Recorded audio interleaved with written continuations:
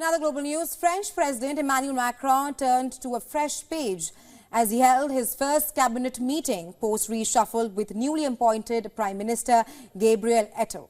The French President welcomed all members, including lawmakers who retained on their posts. Macron and Prime Minister Attal have opted for a tighter government with 11 senior ministers and 3 deputy ministers.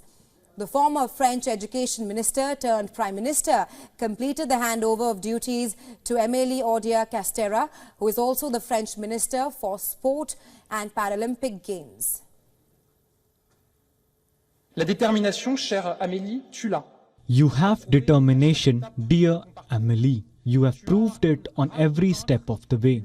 You have the will to win and an insatiable desire to serve. As Education, Youth, Sports, Olympic and Paralympic Games Minister, you have showed that you were capable of preparing for the biggest events while taking care of day-to-day issues. You proved that you were determined to change things, to break down the silence, to reject discrimination and violence. I know that you will be determined to continue fighting these battles here too. At 38 years old, Stéphane Soujon took over the foreign ministry from Catherine Colonna. He is the youngest ever person to occupy this ministry.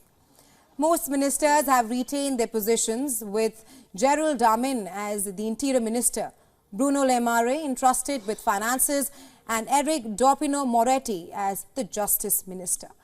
A new French government is officially announced by the Secretary General of the Élysée Palace. According to the Presidential Palace, a second round of deputy ministers and secretaries of state is expected within the next 10 days. As his approval ratings plummet, Macron chose Attal to breathe new life into his second term.